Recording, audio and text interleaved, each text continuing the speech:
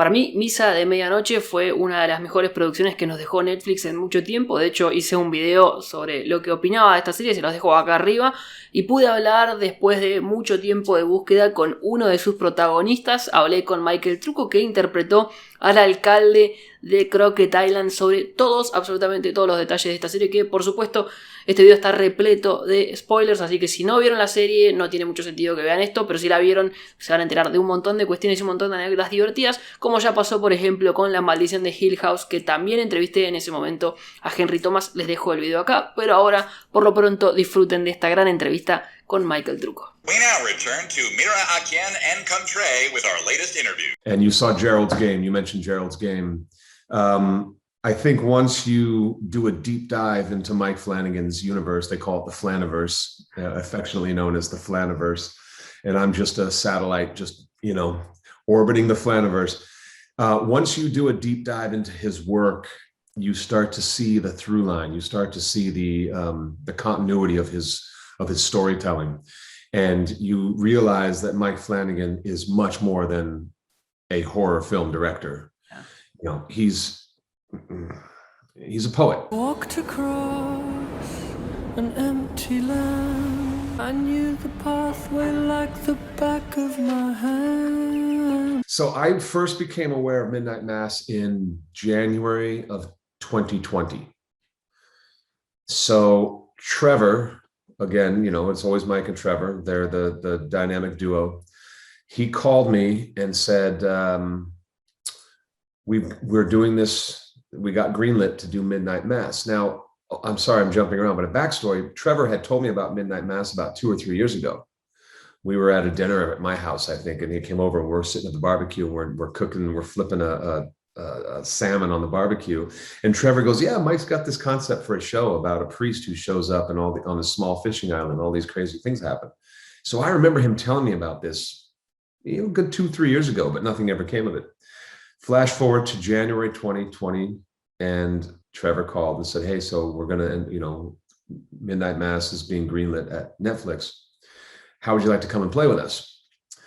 And everything else after that, I couldn't hear, because all I could hear was rainbows and smiles. Like as soon as he said part of this, I was like, how quickly do I have to sign? Where do I sign? I'm in. Sheriff, morning.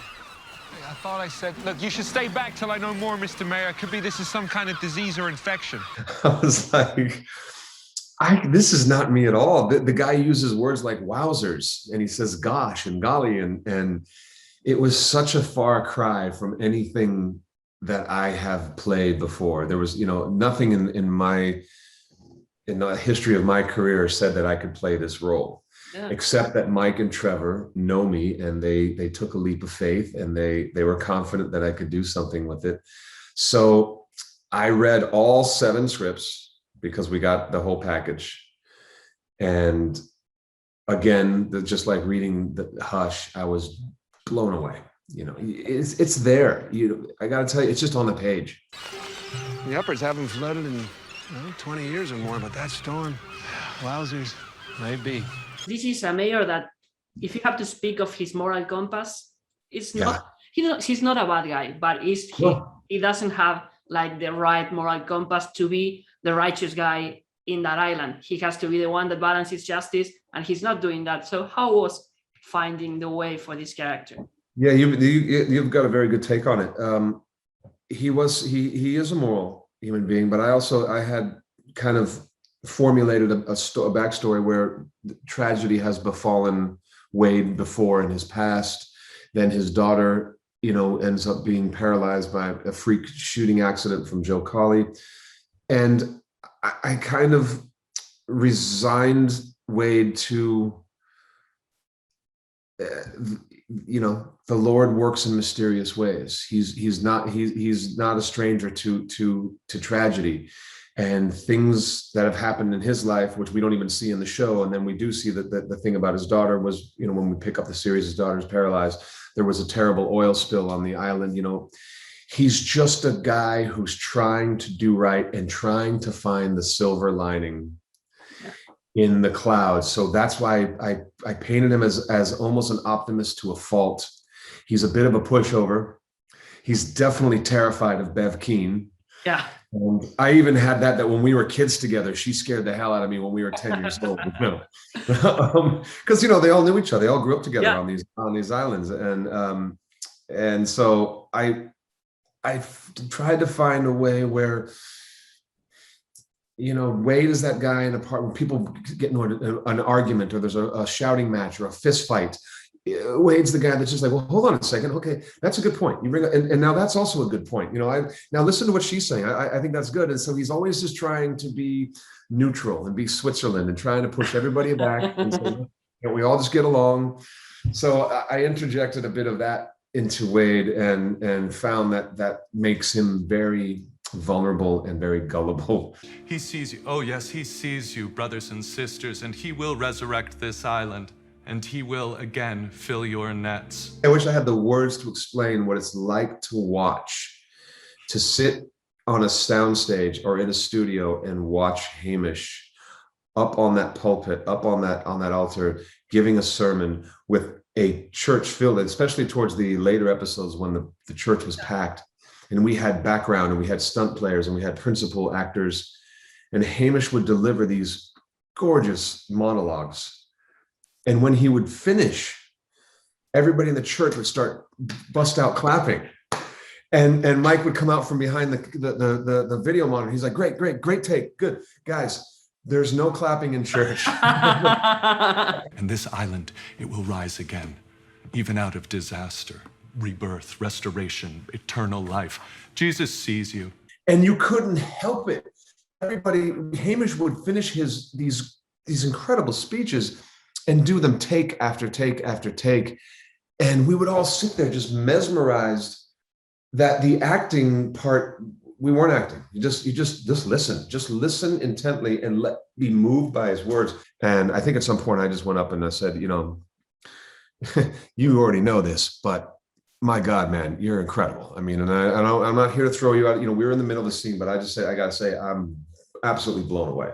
So as a kid who grew up in Catholic school and listening to somebody, and even the care that he took with the sacrament, with the breaking of the bread, and the way he held the chalice, and the way he leaned down and kissed the gospel, and just his movements, everything was so on point. But the passion with which Hamish brings to his character, I mean, it's staggering. It really was. An angel of the Lord appeared to them on the right side of the altar of incense, and when Zacharias saw him, he was terrified. Certain things you just have to give into the CGI. There's flying sequences, but for the most part, that actor Quentin, who was in that prosthetics, that 6 hours or however long it took, 4 hours of prosthetics, head to toe, full body prosthetics. He is more than just a guy in a suit. I mean, he's as instrumental. He's a main character in this show, and he's an excellent actor because the way he carried himself when he makes that entrance from the back of the church, like you said, that's practical. There wasn't a C-stand with the orange tennis ball that they're going to put in later, and we all have to watch this thing go by. He walked in wearing that chasuble, and I mean, it makes such a difference, just like how we could react to Hamish's sermons. As an actor, you get to see what the audience is seeing, so the reaction is real. And man, even when we were hanging out off stage, they had a chair for him, and they had this big coat to keep him warm. It was freezing. We were in some of these locations, freezing cold, shooting all night, and he just kind of sat in the corner, and he kept to himself, and he had these giant fingernails. And the poor guy, he can't, like most of us, when you got downtime, you're just kind of scrolling through your phone, you're doing whatever, having a laugh. He's got these eyes, he's got these giant teeth, he's got this stuff, and he has fingernails, and he just had to sit in his chair and kind of stare in the middle space, and he was terrifying just sitting backstage. It was, people were afraid to go up and say, hey man, do you want anything? Do you want some water? But that is important to Mike. Mike loves to do as much practical as he can for that reason. There's just something, and it's an homage to the older, the old school filmmaking, when they did actually use practical, stunts and monsters and props and whatever. So it made a huge difference for all of us. The first time he came out, when the makeup trailer, the truck opened up, he came out of the van and we were all on stage and he walked out and everybody just went, whoa. And that was such a great moment that we all share. We're like, damn, like, wow. And it kind of pumped up Quentin too, because, the poor guy had been sitting in these makeup sessions and finally he walks out on set and the crew and the cast, every head turned.